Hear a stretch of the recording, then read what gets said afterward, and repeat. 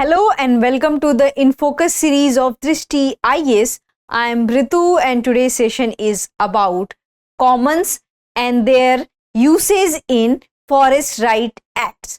So this session is important for your GAS 3 perspective. Moving towards the points of discussion part.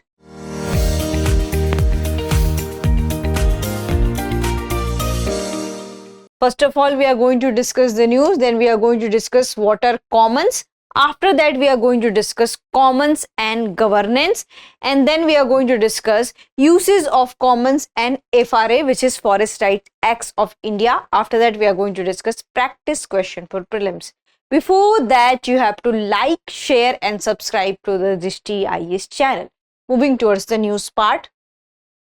So recently what had happened in Delhi, that around 500 people and 500 different organizations gathered in Delhi, and they had asked that, they had discussed about that how to govern the commons. So in this session we are going to discuss that what are the commons. It means that common resources, and it can be tangible also and it can be intangible also. So recently there was a meeting in which they had discussed about that how we have to govern these kind of the commons and how we have to maximize its uses for the ecological services, for different kind of cultural services. So this is the news which we are going to cover up in today's session. So here comes to the point that what are commons. So as the name suggests, commons, it means that common which belongs to everyone. So common is a place that belongs to everyone, and it is not directed by the government, and it is not owned by single individual, or it is not owned by any group. So that's why it is called as commons. And here we have few example: forests, local ponds, grazing lands, rivers and sacred sites, all are commons. And in the urban setting, parks and lakes are common, and commons can be intangible also, such as the language, folk art, dance, local customs. So these all intangible things are commons. If we'll talk about the international arena, so we have polar regions, Arctic and Antarctica, so they are regarded as a global commons, and in space also moon is a common. So here this is a brief definition of the commons. Now we'll come to the commons and governance. So as we have already discussed that what are commons, so there is always a question, because that particular place, that particular culture, that particular language belongs to everyone, and there is always an issue that who will govern the commons, because it is owned by everyone, every individual. It is not owned by a single group or single community or a government. It does not have a legal sanctions on it. So who will govern? And that create a lot of confusion, because few people try to even capture that common area. A few people try to claim that common area. In this situation, there is always a confusion and there is always a overusage of the commons. And right now we can see that due to climate change, the commons conditions are getting deteriorated day by day. So it's very important to have a discussion that who will govern the commons. So here we had a separate different kind of methods which has been used by different countries, that how commons should be used. So this is also one of the thing, that it is owned by everyone, and also government has some responsibility to take care of the commons. So government cannot make a rule for the commons, but it cannot force anyone to that you have to take care of the commons. But in the Indian Constitution we have this fundamental duties that we do not have to harm our public property or things like that. In that situation, the government can make awareness regarding the commons, that this property belongs to you, this provides ecological services, this provides a cultural services, this is a cultural heritage. In that sense, we have to preserve our ecological thing, we have to preserve our environment, we have to preserve our culture, art and architecture. So that can be a awareness program by the government, that this place and this particular thing belongs to everyone. So it has the authority of the everyone. So this can be also one of the thing. And now here comes to the what you can say, that different kinds of governance evolved. We can see in different countries that they had this legal sanctions that if anybody will destroy the commons, they had to face a certain kind of punishment and things like that. And we have tried to analyze on international platforms, that we have tried to make a forum where people will discuss about the commons there.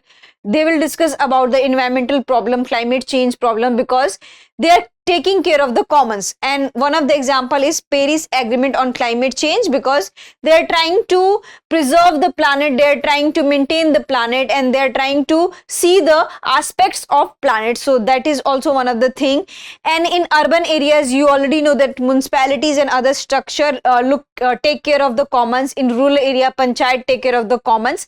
So we have a indirect or direct settings to look after the commons, and these are the ways which we have finds. And there is a particular term which is known as the tragedy of commons. So the tragedy of commons has this particular thing, that who will take care of the commons. And also the not just about the take care, if commons is available to everyone because it belongs to everyone, people has this tendency that they want to overutilize the commons and they want to extract as much as they can from the commons. So that's why this particular term is known as the tragedy of commons. So this is also a matter of concern for today's time. So here we'll come to the commons and FRA. So whenever we are discussing about the commons, there is a term come community leadership.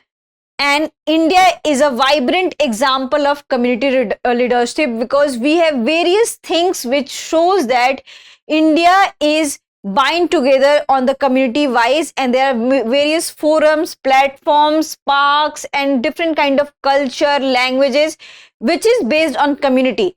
So that's why community leadership is needed to protect the commons. Here we'll take the example of Forest Rights Act. So when the Forest Rights Act got in 2006, we got for the first time that there will be a legal sanctions and there will be a legal provisions to protect the commons, and it has acknowledged the role of the local people, the role of the community leadership to preserve the commons, to maintain the commons. So FRA is a vibrant example of the commons, that how with the help of FRA, India has tried to involve and inculcate the leadership, community leadership and involvement of different communities to preserve the commons. And India has also legalized these things and acknowledged these things, that these community has rights on forest, this community has rights on commons, and they can make livelihood through their commons. So this is a best example of the commons we have in this country. So what we have analyzed from all these discussion, we have analyzed that it's high time that we must think about that how common should be governed, and also how if we had tried to include the FRA and with the help of commons, that how FRA is using the common ideology and common aspect, then these kind of aspects should be used in other arena also, where they are talking about the community settlement, where they are talking about the community rights, where they are talking about their livelihood through the commons. So these things should be learned, and it should be applicable to other areas also, and other countries should also learn through the FRA that how community inclusion is important in order to preserve the environment, in order to protect the commons, and in order to utilize the commons in a proper manner. So this is also one of the thing. Now we'll come to the question round, and here this is a question also comes to your mind that in prelims examination and in mains examination, mostly in mains examination, maybe they can ask question you like that how with the help of commons we can improve our environmental problems, and we can eliminate and we can curb our environmental problems. Do commons are needed to protect the cultural heritage of this country? So these kind of the mains question can come to your examination, and this is the crux of whole discussion, that commons are very critical for the cultural preservation, for the ecological preservation, for in order to maintain diversity, in order to maintain every kind of plurality. Commons are important and community leadership are important. So this is the crux of whole discussion. Now we'll come to the prelims question. Which of the following are examples of intangible commons? Folk art, traditional knowledge, outer space, language, Select the correct answer using the code given below. 1 and 2 only, 1, 2 and 4, 2 and 3, 1, 2, 3 and 4. So you have to answer this into the comment section. I already had discussed about that commons are not just tangible things, that only parks and only public places are regarded as commons. Commons are also intangible things. So you have to find out that which are the commons and which are not, and which are intangible in nature. So that's it for today's session. I hope you like this session. If you have any queries related to the session, kindly ask in the comment section, and do prepare this topic for your mains. Thank you. Have a nice day. For more informative content, like, share and subscribe, and do not forget to press the bell icon to get the notifications.